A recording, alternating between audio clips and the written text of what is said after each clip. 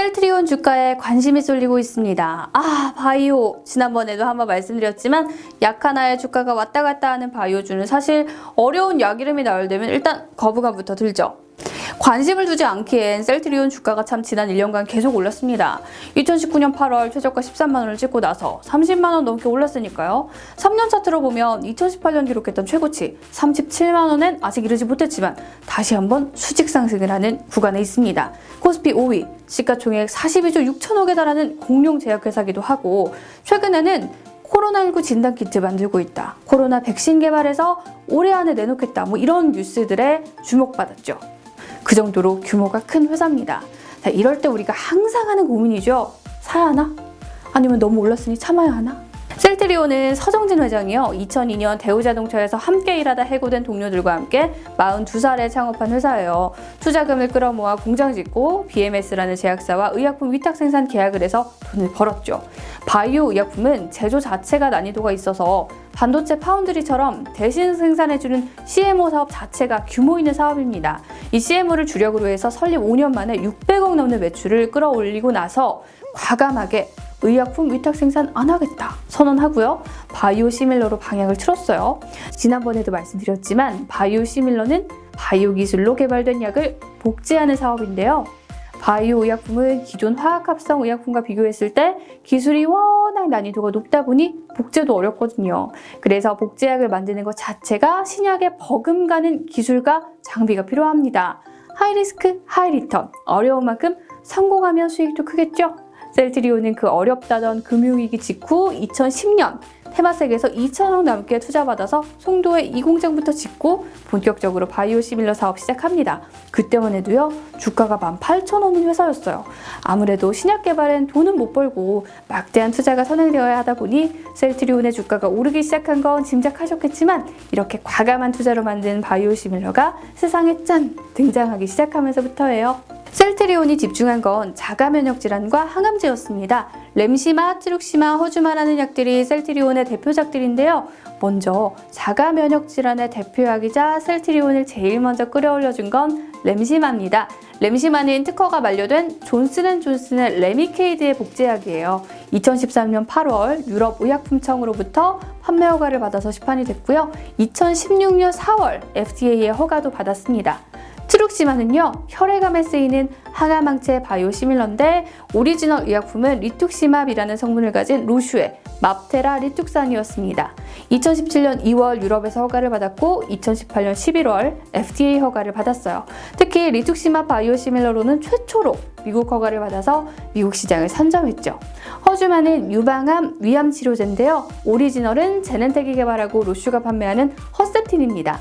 2018년 유럽 허가를 받았고 올해 미국에 출시됐어요. 그리고 제일 지금 관심 많은 건 사실 렘시마 SC인데요. 이 약이 주목받는 건 정맥 주사를 해야 하는 렘시마를 피하 주사제로 바꾼 것 때문입니다. 아니 그게 뭐 얼마나 의미 있겠어? 생각하실 수 있겠지만요. 정맥 주사는 병원 가서 맞아야 하는데 피하 주사는 본인이 집에서 직접 주사를 할 수 있다고 해요. 그것도 2주에 한 번씩만 주사하면 되죠. 이 약은 2019년 11월 유럽의약품청의 허가를 받으면서 이미 유럽 시장에서 서서히 점유율을 높여가고 있는 따끈따끈한 신약이죠. 올해 1분기 셀트리온의 분기 보고서를 보면 서정진 회장의 안목은 어느 정도 입증되어 가고 있습니다. 바이오 시밀러들이 전반적으로 고르게 성장하면서 전년 동기 대비 매출이 68% 늘었거든요. 렘시마 SC가 2월 유럽에 진출하면서 매출을 확 끌어올렸고요. 기존 렘시마 역시 점유율이 지속적으로 증가하는 데다가 트룩시마나 허주마도 미국 시장에 새로 진출하면서 지속적인 매출을 내고 있거든요.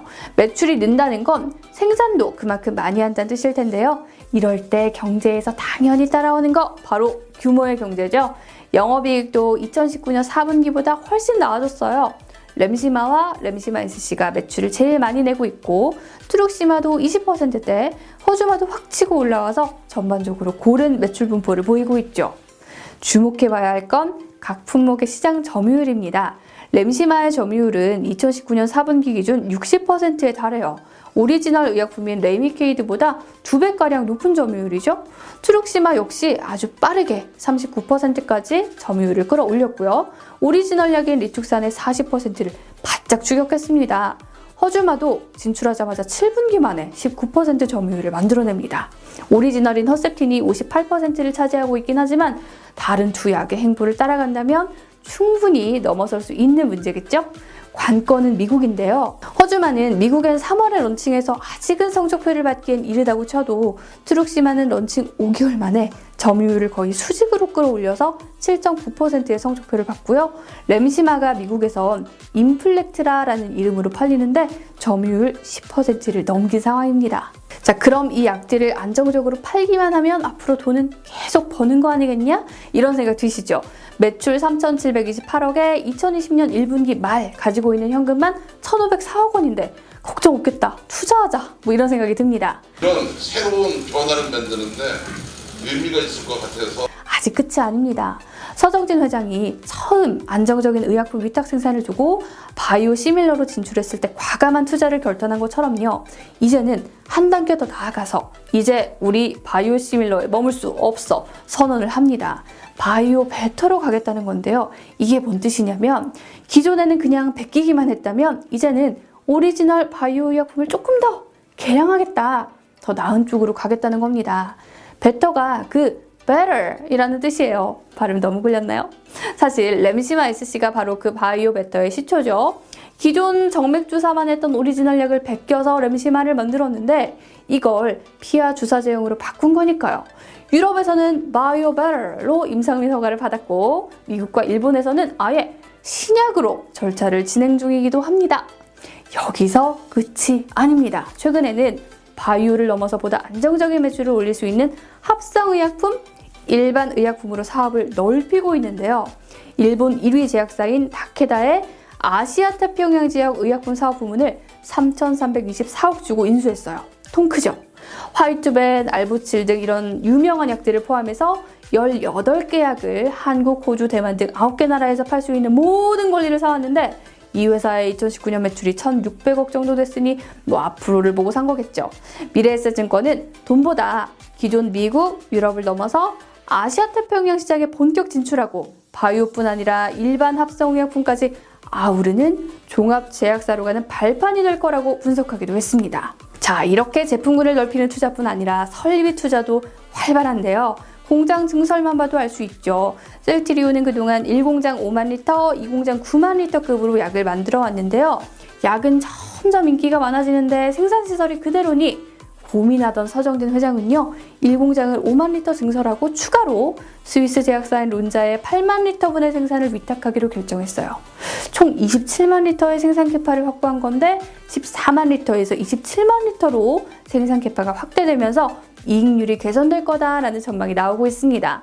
위탁 생산을 받아서 사업을 키우고 이제 위탁을 주는 회사가 된 거니까 참 멋지죠? 셀트리온 헬스케어도 빼놓을 수 없어요. 셀트리온에서 생산한 약을 글로벌 마케팅하고 판매하는 역할을 하는데 지금까지는 글로벌 시장 진출에 바로 셀트리온 헬스케어가 역할을 하기보다는 현지 회사랑 협업을 했었으니 역할이 조금 제한적일 수밖에 없었죠. 처방이 필요하고 데이터가 정말 중요하다는 측면에서 제약시장의 유통구조가 일반 소비재와 많이 다르다 보니 램시마 SC부터는 글로벌 제약사의 판매 유통망을 거치지 않고 직접 셀트리온 헬스케어가 나서겠다는 계획도 갖고 있다고 합니다. 바이오시밀러 개발에도 속도를 붙였습니다. 2030년까지 1년 1약, 그러니까 1년에 약 1개씩 허가받겠다 약속을 했는데 당장 1분기에 휴미라 바이오시밀러 유럽 허가 신청을 완료했어요. 미국은 신청 준비 중이고요. 그 밖에 대장암약 아바스틴 복제약, 전식약인 졸레어 복제약을 임상 중이고 18개 바이오시밀러 제품군을 연구하고 있다고 하니 그야말로 돈 버는 일만 남지 않았나 싶습니다. 바이오의 기술력을 10분 살려서 코로나 항체 치료제도 개발 중인데요. 완치된 환자의 혈액을 이용해서 항체를 선별해 개발하는 건데 7월 중 임상 진행을 한다고 하니 이 이슈도 지켜봐야겠습니다. 이렇게 호재가 가득하다 보니 사실 여러 증권사들에서 매수 의견을 많이 내고 있어요. SK증권은 셀트리온의 올해 2021년 영업이익을 각각 4.1%, 18.8% 상향한다면서 하반기까지 이어지는 양호한 실적 성장세와 공매도 금지, 코로나19 치료제 개발 등은 하반기 주가 상승에도 긍정적인 모멘텀으로 작용할 걸로 판단한다고 밝혔고요. 유진투자증권도 해마다 1개 이상의 바이오시밀러를 출시하겠다고 공언한 셀트리온의 계획이 가시화되고 있다면서 긍정적으로 봤고요. 그런데 과연 장밋빛 미래만 있을까요? 항상 리스크도 함께 있기 마련이죠. 사실 주가가 이미 너무 많이 올랐다는 게 걱정이 돼서 일단 주식창으로 가는 손을 멈추고 우려 포인트들을 좀 찾아봤는데요. 제 생각을 말해준 곳이 바로 하나투자증권이었어요.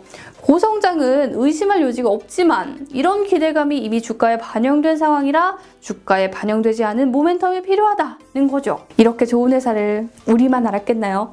이미 유튜브나 언론이나 많이 나왔잖아요. 그만큼 기대감이 반영됐다는 얘기인데 결국 트룩시마가 미국 시장에서 얼마나 빨리 점유율을 확대할지, 램시마이스씨가 실제 유럽 시장에서 얼마나 많이 판매될지를 봐야 미래를 좀 더 가늠해 볼 수 있지 않을까 싶습니다. 주가라는 건 결국 회사의 미래 가치를 반영하는 것이기 때문에 참 예측하기 힘든 것 같습니다. 그런 의미에서 단기적인 뉴스 위주의 이슈에 너무 일희일비하기보다는 중장기적인 이슈와 회사의 DNA 그리고 경영진과 창업주의 성향이 더 중요하지 않을까요? 그런 의미에서 단순한 소식보다는 과거부터 현재까지 셀트리온의 전반에 대해 한번 정리해봤습니다. 좋아요와 댓글로 응원해주시면 다음 영상에서는 셀트리온의 파이프라인 가치와 사업적인 측면을 수치와 함께 조금 더 준비해보도록 할게요. 자, 그리고 혹시 셀트리온에 투자하고 계신 분 계신가요? 아님 투자할 예정이신 분은요? 저는 아직 주식을 담지는 못했는데요. 여러분의 조언을 좀 부탁드릴게요. 자, 그럼 신재은의 경제백과 다음에 더 좋은 컨텐츠로 인사드리겠습니다. 안녕.